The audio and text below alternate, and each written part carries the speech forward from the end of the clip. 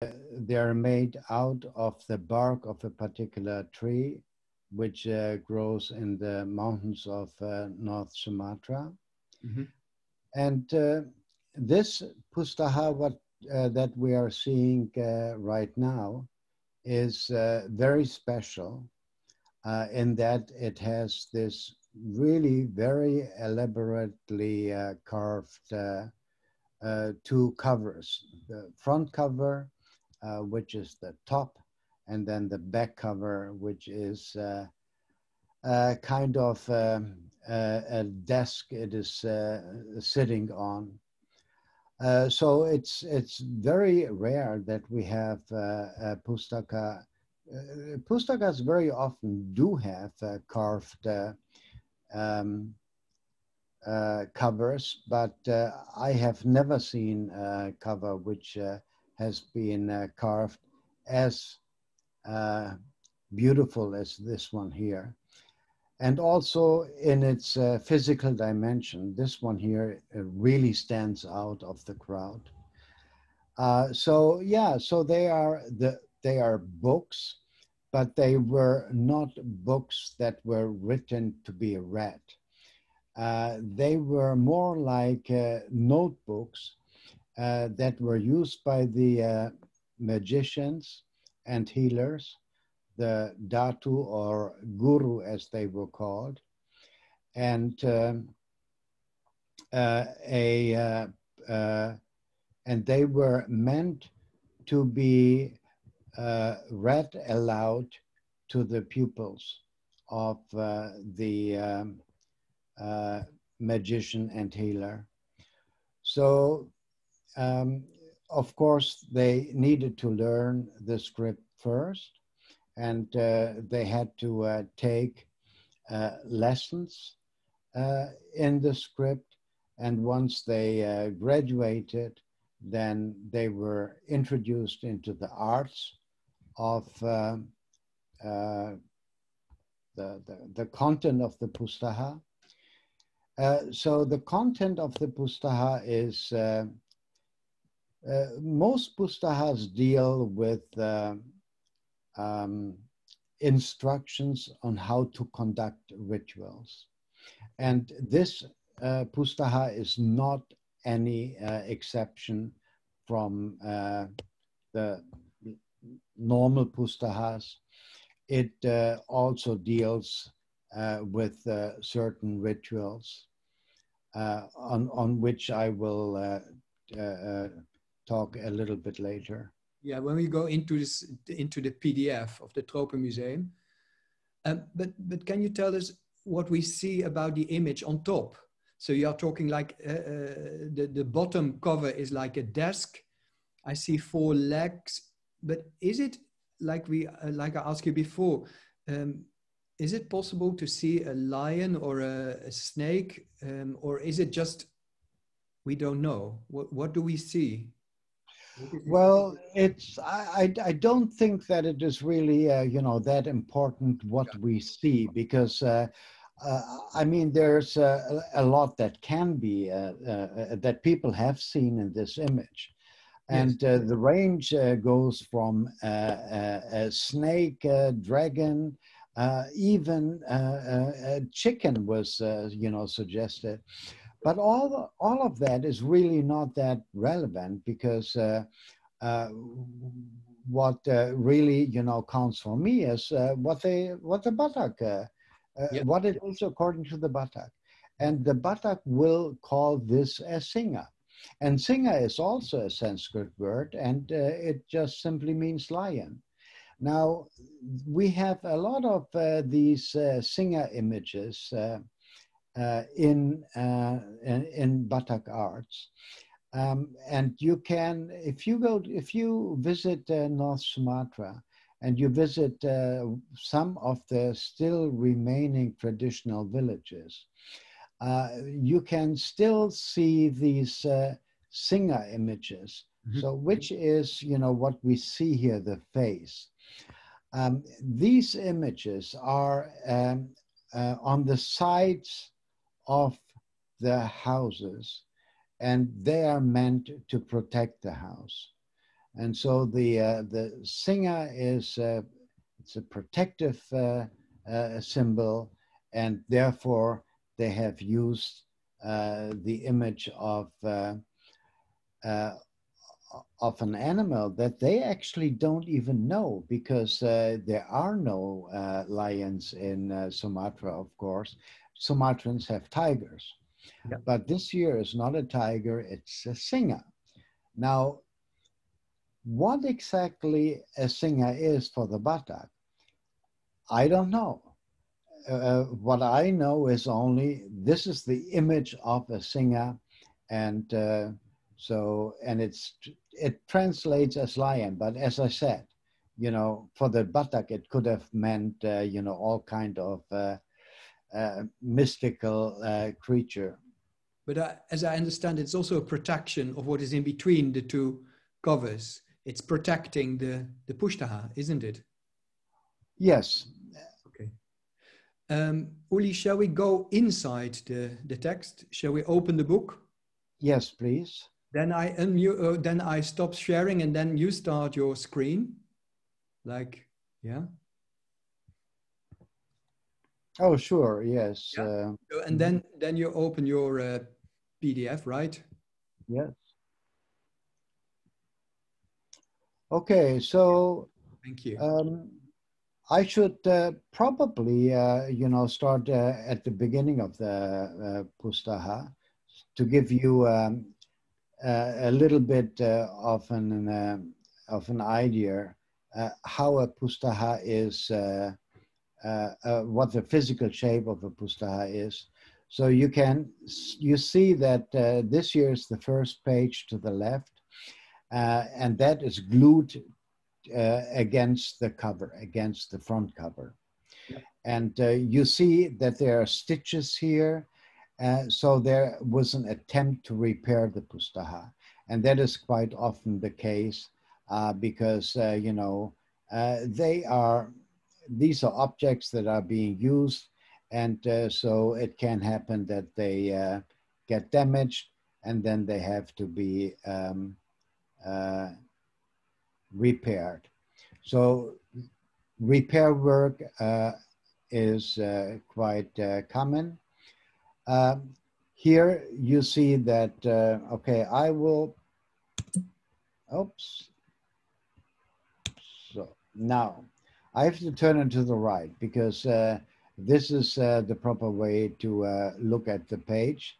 So now I can read the text here. What we see here is just simply a chapter marker. And if we go further through the text, then you will see that they have, besides the main chapter markers, they also have sub-chapter markers. And the chapter markers and sub-chapter markers are known as bindu, which again is a word that shows Indian influence. It is derived from the Sanskrit language. This Pustaha is very elaborate. It has a lot of drawings. The drawings are typical in two colors, red and black, which is the case at this Pustaka too. And there are far too many images to address them all by one. Uli, sorry to interrupt. Sorry to interrupt. But when you go through these images, and this is what's fascinating me, all the time I discover the number of seven anthropomorphic figures, images, seven stars, seven heads. All the time I come across this number of seven. Yeah, what is this number about? That's a very interesting question, and I tried to address the question when I wrote a book about the oldest Malay manuscript, which I discovered in a village in central Sumatra, about 500 kilometers further south. In that book, we also find so in that manuscript, we also find number 7 on several occasions. And I tried to did some, research about the number 7 in Indonesian mythology, and there is really not much written about it.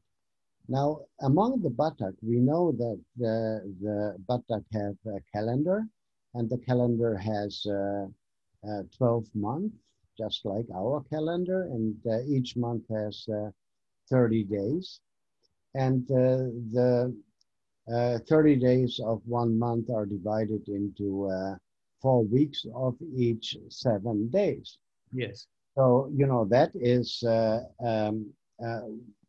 at least one part, because if we look at the images that are shown on many pages, and where we encounter the number 7, if we look at the text, then we will very often find that this is a text that deals with the meanings of the 7 days of the week. I see. Yeah. Okay, so now I wanted to fast forward to page, here we are. There you are. Yes. To page 48. 48. Yeah, so here we are. So there are 3 pages in this book which really stand out. That is this page here with a very elaborate drawing. And then we have 2 more pages with images. This one here is even more stunning than the first one. And then here we have a 3rd one. And so initially I wanted to address only this one drawing, but I think I should really address them all together, because they are, which I didn't know initially, but they are related with each other. So what we see in this drawing here is called the pane bosi, the iron pane. Pani is the name of one of the mythological creatures of the Batak, and it is an astrological sign. So there are 3 panis in this book. The one is called the iron pani, and that is the one here, the iron pani. Then this one here in the middle, which is the biggest one, and this one is called the pani nabolon, the big pani. And then we have the 3rd one here, which is called the flying pani, pani habang. And if we look at the first picture here, you will see that right here in the middle, there is a creature. And again, it is almost impossible to detect any kind of animal in this drawing. Here, however, we know what kind of animal is meant to be depicted. And it is a turtle. And the turtle is in many Indonesian cosmologies, the turtle was the first being that existed before the earth was created. And so before the first men were created, this turtle here already existed. Around this turtle, we have this rectangular here, which is called the Bindu Matoga. that does not really have any meaning. And the one in the middle is called the Binduma Togu. This, however, has a meaning. Togu means firm and strong. So this here is a sign of a particular strength. And this is a sign which is very important to the magicians and healers, because through this sign, they are, this sign enables them to make sense of the world around them. And the world around them is determined by the 8 direction of the compass. And that can we see here. Yeah. North, east, west, south, and then northwest, southeast, and so on. So the 8 directions of the compass. Yes, very clear. Now, here we see people who are dancing around this, around the, so this here, I would call it a depiction of the cosmos. And so we see people who are dancing around the cosmos. And when we count the number of these man-like beings, then the numbers are 16. So it is that each direction of the compass is then subdivided again into 2. And around the 8 direction of the compass revolves the pani. And there are different panis, and each pani has a different circle, and each pani has a different direction. So let's now go to the second pani. And sorry to interrupt, the pani is also the dragon?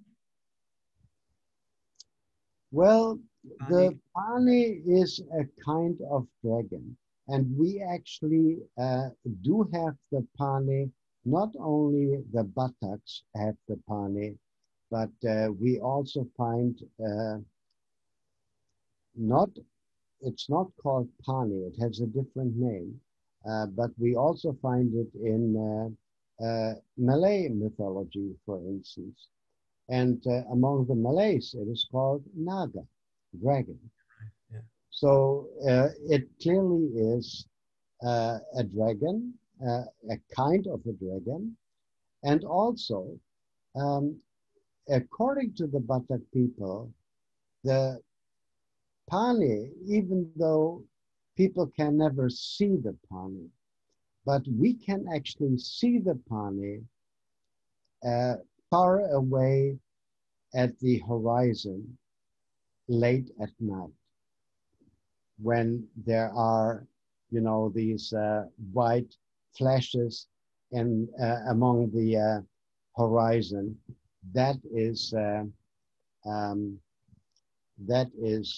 regarded as a sign of the pani. So now this here is surrounded by text, and there is a total of 8 texts.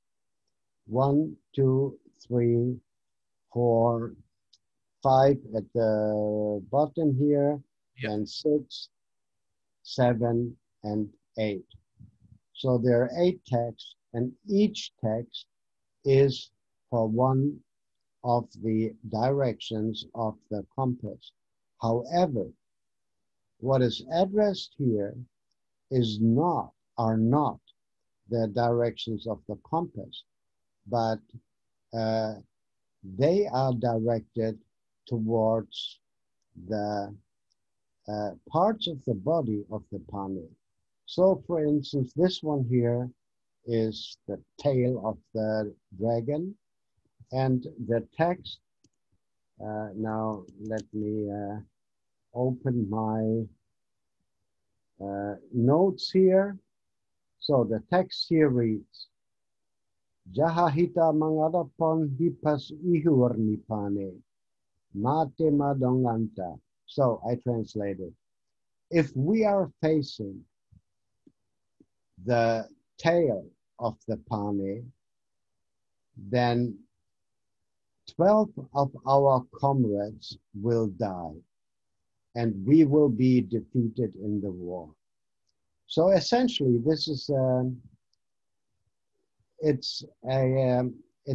is a text which determines auspicious days to start an important event. And one of the most important events among the Batak was war. So the Batak were very often depicted as a people who really loved to go to war. And to some extent that is true. However, the wars between the Batak were never really meant to be a war which intended to kill the enemy, but it was intended to defeat the enemy. And usually the war was considered over when the first man fell. So either dead or wounded by a bullet. By the way, the Batak, even though they were technologically not that advanced, but they started to import firearms at least 300 years ago. And by the time of the arrival of the Europeans, they had already started making their own firearms, which were very often described by Europeans as being equally dangerous to the enemy as to the one who was using the firearm. Sorry to interrupt, but I'm very curious to the other side of the tail of the dragon, the pani. Yes. Are there body parts, or what do I see? So on the left side of the tail of the dragon. Yes. So this. So this relates. I haven't counted exactly how many heads we see. 4, 5, 6, 7, 8, 9, 10, 11, 12, 14. So here in the text, it says there will be 12 of our comrades will die. Yep. So it is possible that these two here actually belong to the text further down. So in that case, we would have exactly 12 men depicted there, and that is precisely what is said in the text here. We will lose 10 of our comrades, and therefore the 12 fallen men are here depicted as being separated in the parts of their body. Yeah. So there is this relation between the text and the image. Yes. And then we come to the second text, and again, I mean, all the texts are very similar. So the second text is, if we conduct war and we are facing the penis of the dragon, then our enemies will run away, and we will catch many of our enemies. So again, this is, so this here is a text which denotes an auspicious day to start a war. And if we start the war facing the penis of the of this creature, then that is a good sign for us, or it will have a good outcome for us. Okay, Uli, we have to go on. We are running out of time. So, okay. Yeah, sorry, but yes, this is also the image you want to discuss. What can you tell about this beautiful drawing? Oh, this one here? So Yeah. essentially it's still the same. So here in the middle, we don't have a turtle, or I mean, this here is very still is stylized. So this here is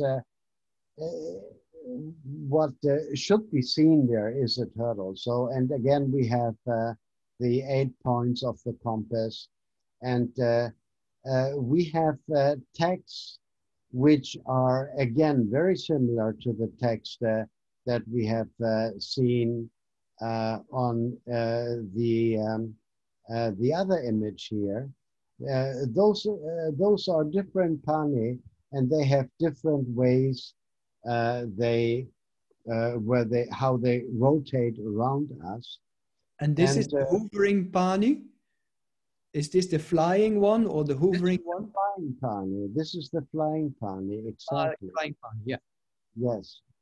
Now, I mean, I cannot detect any wing, and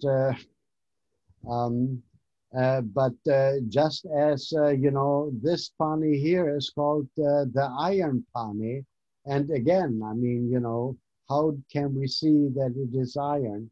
You cannot see it from the picture. But yes, so this is the flying dragon.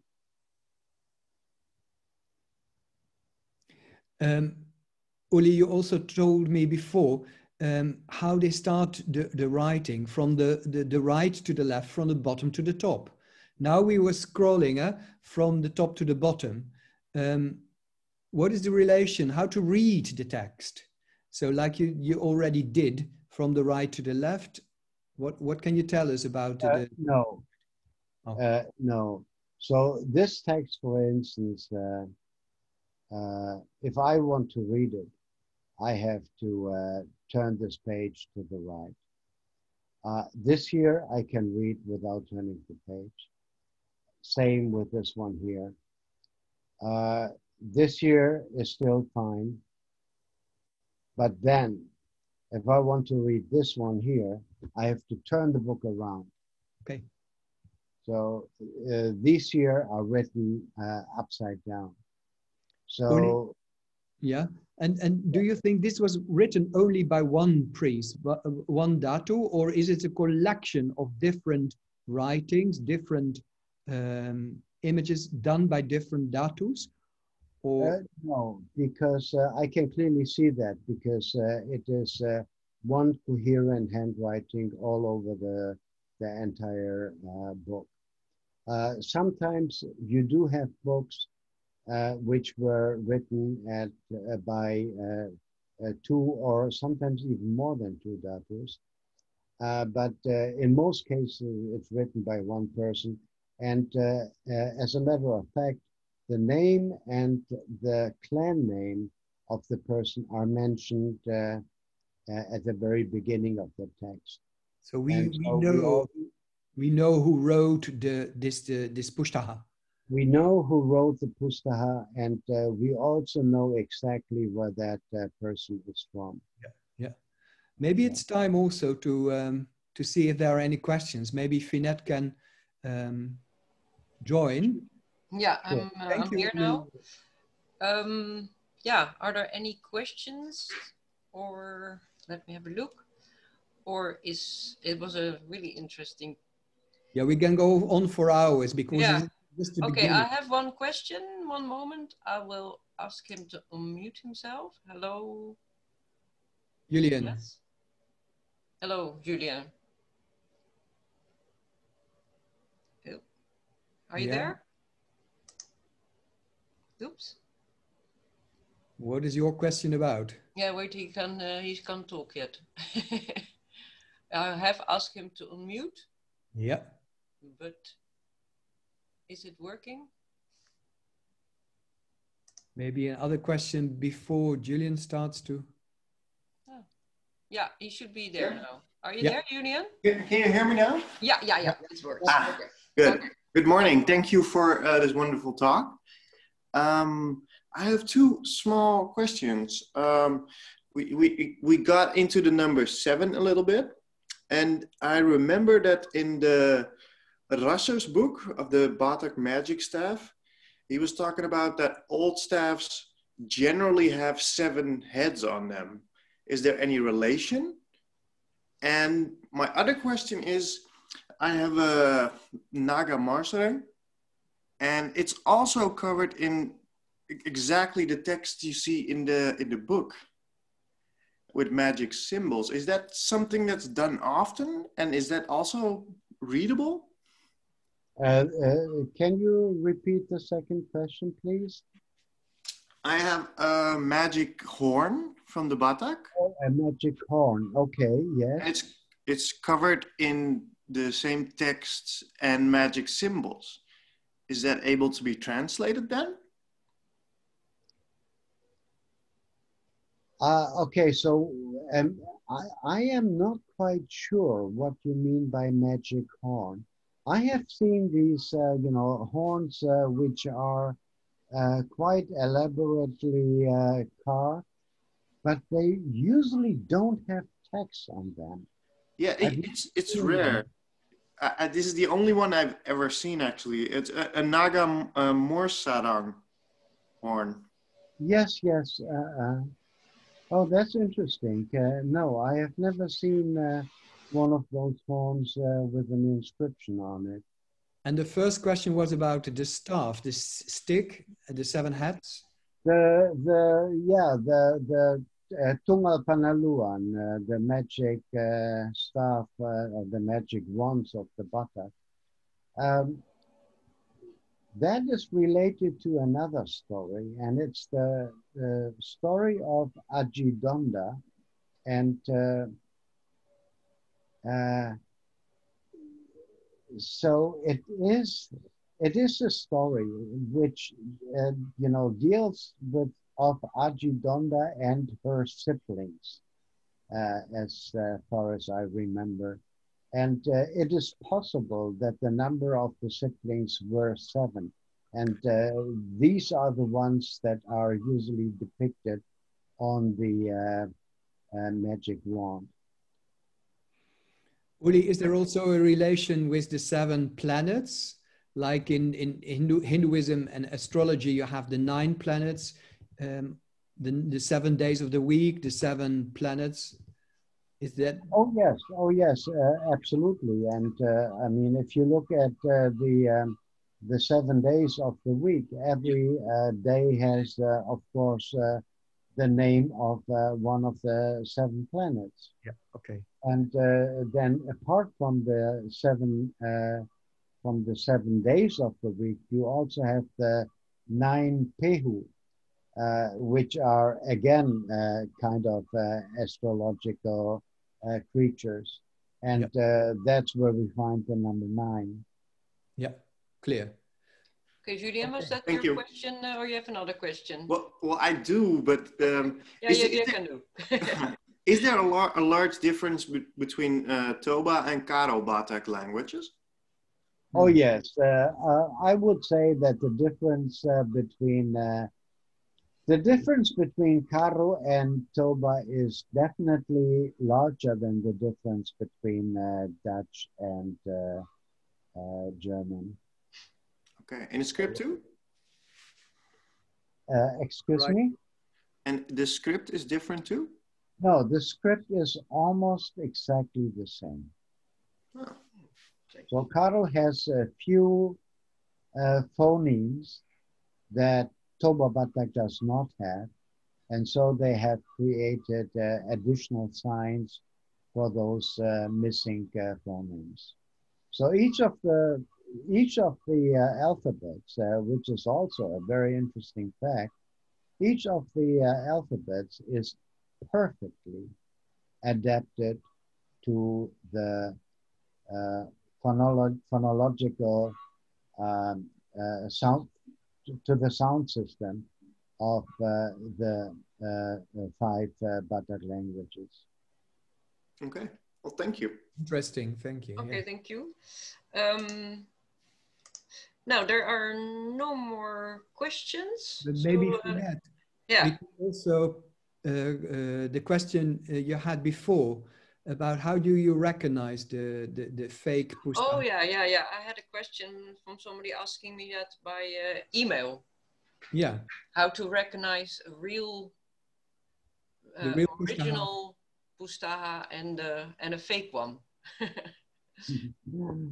Yeah, so it really depends. I mean, most people who come to me and they show me a Pustaha, I look at the Pustaha and within 2 seconds I know exactly that this is a fake Pustaha.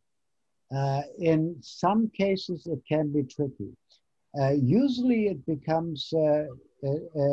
gets really tricky when someone has attempted, when someone has not really faked, well, of course, faked the Pustaha, but plagiarized the Pustaha.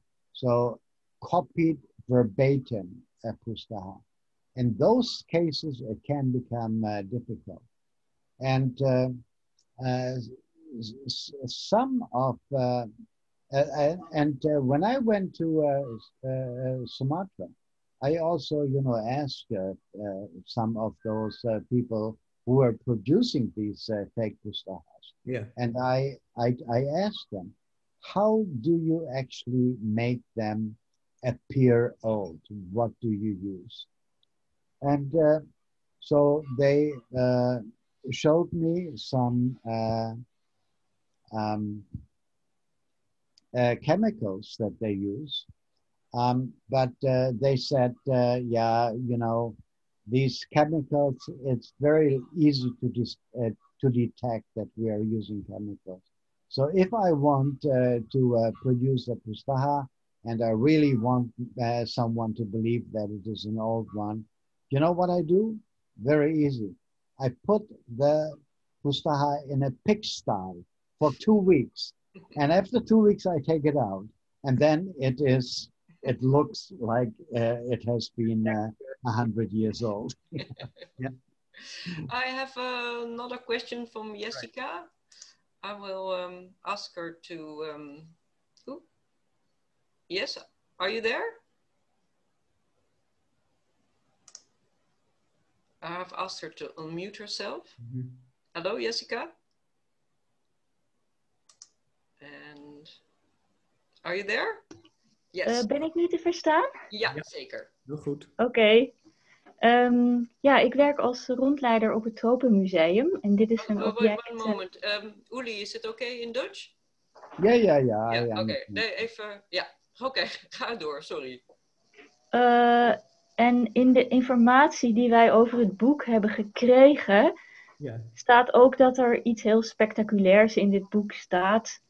Namelijk een soort methode om magische stof te maken van de hersenen van een dood kind. En nou heb ik altijd heel erg met twijfels gehad over, ja, staat dat er echt in? Of is dat gewoon een soort van spectaculair doen over iets uit een ver land? Dus ik vraag me af, staat dat er echt in? En zo ja, hoe moeten we dat interpreteren? Yeah, that's a very interesting question. And,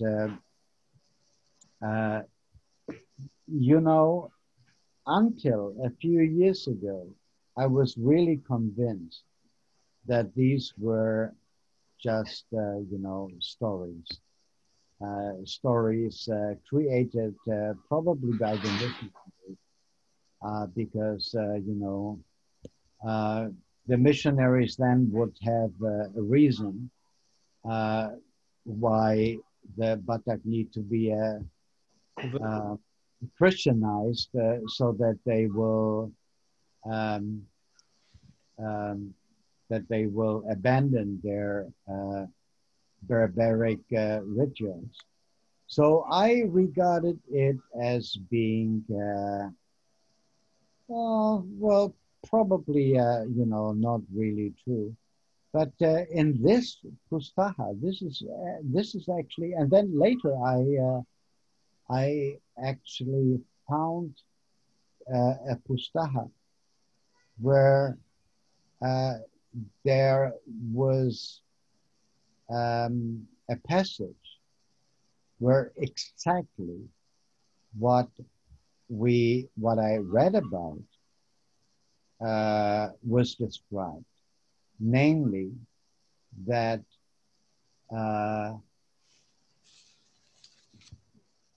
they can make a sort of a magical substance.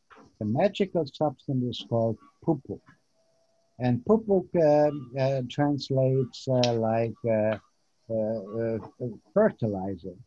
And that pupuk, like, I forgot what the name of the first, the person who asked the first question was, but he referred to the Batak magic wand.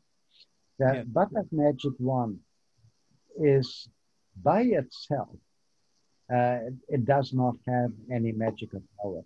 It gets this magical power by using a tiny little bit of pupuk, of fertilizer.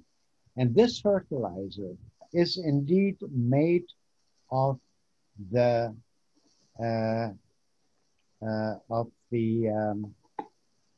body of a dead, of a child that cannot yet speak. So usually about 2 years old, and a child that they were able to rob from the village of their enemies. And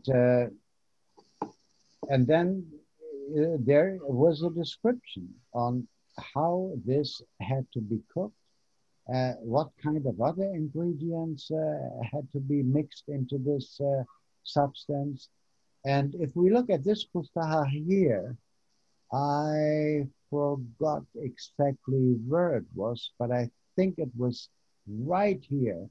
It is mentioned the Raja Dua Ojin, and what it translates is the king of the two genies, and the two genies, that is a reference to the child, the 2-year-old child that has been killed and being used to make one of those powerful images. In this case, it is called a pangulubalang. So these images, they are typically just, very simple carvings made of wood. They have to put a little bit of the magical substance on it, and then they throw it over the fence into the village of their enemy, and then it is the pangulubalang. The pangulubalang essentially means the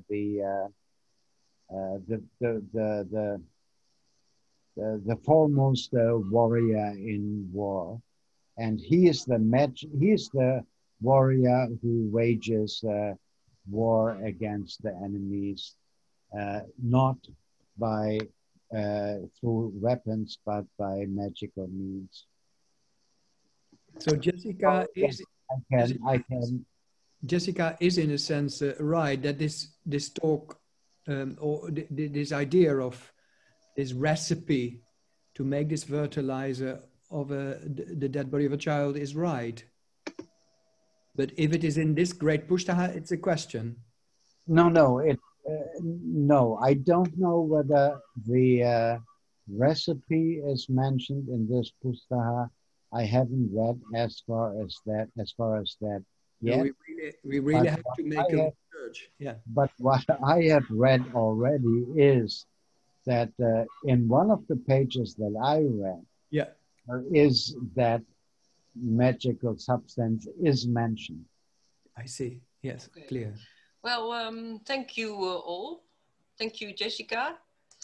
And well, there are no more questions, so we can finish this very interesting talk. It was really, really nice to hear. We can listen for hours. Well, we can learn so much. Every week a page. Yes, that would be a wonderful idea, Finette. Yeah. We have to stay in contact, Uli. Thank you, Uli, and thank you, Franz Joseph. Yeah, thank you. Later on, there will be a talk from Karel Wehner about his just published book, Steinhardsbieg, that starts at 3 o'clock. So if people are interested, they can even also join that. And well, thank you all very much, and see you next time. Okay. Yeah. Okay, thank you. Okay, thank you very much. Sleep well. Thank you. Bye.